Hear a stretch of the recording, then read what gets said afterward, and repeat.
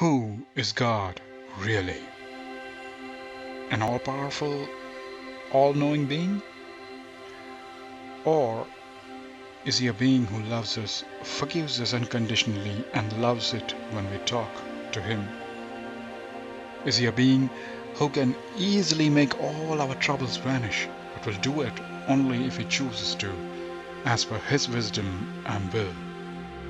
Or is he a being who genuinely cares for us and will stop at nothing to provide us the best if we ask him and invite him into our hearts? Is he a righteous and holy and extremely terrifying being, even to angels, who can command anything and everything in creation that we know of, and the infinite realms that we can't even imagine of, in whose presence we are lesser than the dust, so insignificant are we? Or is he a being who sympathizes with our every weakness and frail moments, who strengthens and provides our every need, and works for one thing tirelessly, the salvation of our spirits, so that one day we can live forever with him? A being who created not just us, but the innumerable heavenly beings, each belonging to a very specialized role and rank, who are constantly in his presence and light, who work tirelessly in his kingdom, compared to which we are imperfect, unholy, lazy, and ungrateful? Or is he a being who knows our imperfections and yet works to elevate us from what we are, that is, filthy, unrighteous beings with tattered spiritual clothing, to be covered in righteous, glorious, heavenly garments, and who is preparing everlasting mansions in heaven for us? Then again our minds debate with our hearts. Who is God really? Is it the first being or the second? Most religions would vouch for the first being, and they may be right. You see, the second does not live in your mind, but only in your heart. That is where he lives.